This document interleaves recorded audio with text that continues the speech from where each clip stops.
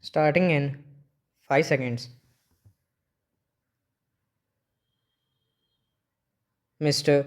President, when I received your invitation to inaugurate this, the 39th annual session of the Federation of Indian Chambers of Commerce and Industry, I was somewhat hesitant in accepting it.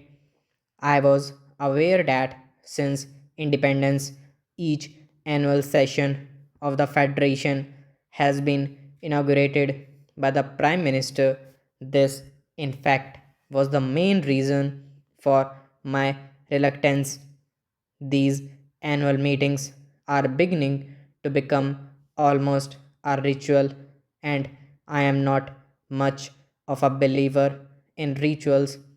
I am also not happy about the tendency to turn to the Prime Minister to inaugurate every function of importance and to consider that a function which is not inaugurated by the Prime Minister is only of second rate importance.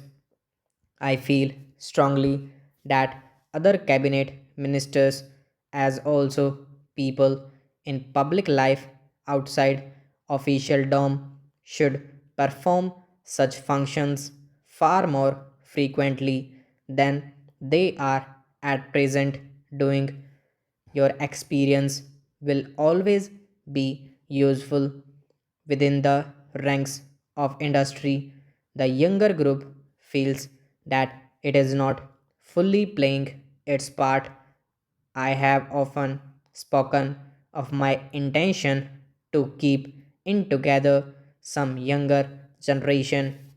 I am calling together some younger industrialists, technicians, and managers from both the private and public sectors to discuss concrete and specific problems within the broad framework of our basic objectives.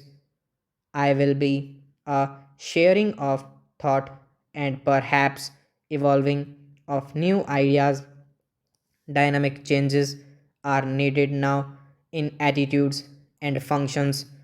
In your address, Mr. President, you have pointed out that India is still a depressingly poor country and expressed concern that we have not succeeded well enough in our effort to reduce poverty and develop our economy. Poverty is indeed the central problem facing us, and it is the way in which we set out to tackle it that we as a nation will be judged. It is a long and arduous battle that we have to wage. It calls for clarity of purpose, for determination, the discipline, the hard work of which we are capable. Slowly and steadily, we shall be building a new and progressive nation in which even the poorest in our country will be able to enjoy a minimum level of living. There will be fuller employment, more widespread facilities of education and health, greater opportunities for youth, and less inequalities of income and wealth. After you had shown so clear a recognition of the challenge of our situation, I was a little disappointed, Mr. President, to hear you suggest that we would be well advised to have a smaller eighth plan. After a detailed analysis of all the relevant considerations and a recognition of the limits of the possibilities open to us, one may come to any conclusion about the size, but to suggest and propagate that a smaller plan is desirable for its own sake and that it may even help in our fight against poverty is not convincing. There is no question in mind that we have to mobilize our resources to the limit of our capacity and use these human and material resources in a coordinated and efficient manner. If we shirk the responsibility and seek to cover it up by phrases, we shall be merely paying lip service to the cause of the common man. It is not with caution and circumspection that we can win the war against poverty, but by our capacity to take risk and to accept burdens and responsibilities. This does not mean that we should not take the greatest possible care in the husbanding of our resources.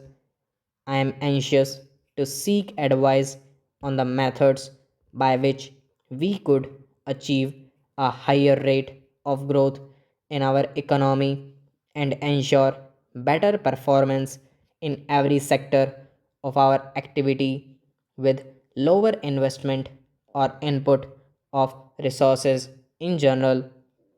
I do not deny that our performance in the recent past has fallen short of our expectations. We could have done better in many directions. However, let us not belittle our achievements. There is much in our records of the last three plans of which we can legitimately be proud. Let us not forget that the current level of industrial production is nearly twice of what it was in 1955 and we produce a large range of commodities which we did not produce before. The output of food grains increased by 70% between 1990 91 and 1994 95. Let us not ignore the great progress in education, especially primary education and technical education. New skills have been developed. Science and technology are making their presence felt in distant villages. Much of the frustration which exists in the Indian economy today and which you have voiced flows from the fact that the performance of the third plan has fallen short of our hopes. Let us, by all means, learn from our mistakes and attempt to correct them to best of our abilities and resources. Stop.